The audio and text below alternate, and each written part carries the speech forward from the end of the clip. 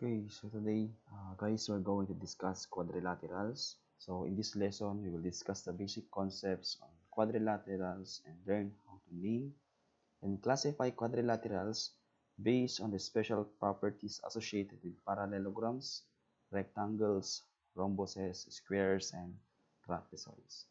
So there are plane figures around us that are bounded by four sides, such as picture frames, computer monitors, the top of a table, and whiteboards. Such a plane figure is called a quadrilateral. The term quadrilateral came from two words, quad meaning four, and lateral meaning sides.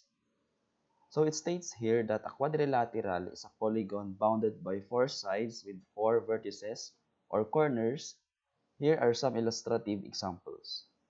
So as you can see, we have different figures for quadrilaterals. So kahit na anong itsura niya, as long as meron siyang apat na sides, yan ay tinatawag na quadrilateral. So basically, all four-sided polygons are quadrilaterals and it can be classified based on the special properties associated with the figure. So to see clear view of the different classification of quadrilaterals, consider the Venn diagram below. Ayan. So meron tayong iba't ibang categories ng or classifications ng quadrilaterals. So we have here the parallelograms, rhombus, squares, rectangles, kites, trapezoids, and isosceles trapezoids. So kung titignan natin yung mga drawing ng mga figure na ito, lahat sila ay merong apat na sides. Pero iba-iba lang kung paano sila na-draw. But still, they are under quadrilaterals.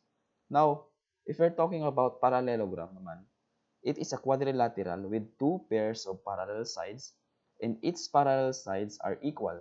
So, as you can see in the figure 2-5 parallelogram, so yung considered to be length and width niya, so yung length, parallel siya, ganun din yung width. So, parallel. Two pairs of parallel sides.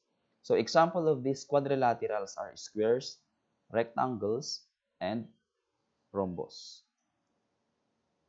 So, we have here the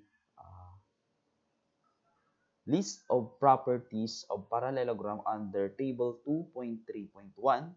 So, 1. Opposite sides of a parallelogram are equal. Opposite angles of a parallelogram are congruent. Opposite sides of a parallelogram are parallel. Adjacent angles of a parallelogram are supplementary. And the diagonals of a parallelogram bisect each other. Now here in table 2.3.2 naman, shows the formula that may be used to find the perimeter of a square, rectangle, and rhombus. So andito yung iba't ibang formulas natin. So perimeter of a square with side S. So, P is equivalent to 4 times S. Okay? So, since kapag square naman, equal yung sides niya, we can also sum all the lengths of each side. Okay? So, for example, S1 plus S2 plus S3 plus S4. Yun. Next, perimeter of a rectangle with length L and width W. So, formula for rectangle, perimeter is equivalent to 2 quantity or times length plus width. Okay? Next, perimeter of a rhombus with side T. So, P is equivalent to 4 times T. So, kung mapapansin nyo, parang pareho lang siya sa square, but with a different variable for the side. Next, table 2.3.3 shows the formula that can be used to find the area of a square, rectangle, rhombus, which are classified as quadrilaterals. So formulas for finding the area of quadrilaterals. So area of a square with side S. So area is equivalent to S squared.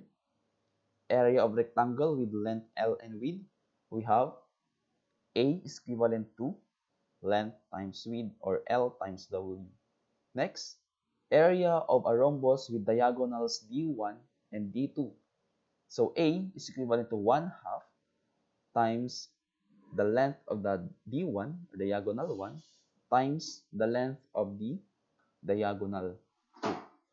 So all of these uh, included in our tables are the properties of parallelogram, formulas for perimeter and area of quadrilaterals. So the next video uh, will talk about the example problems in solving quadrilaterals, perimeter, and area.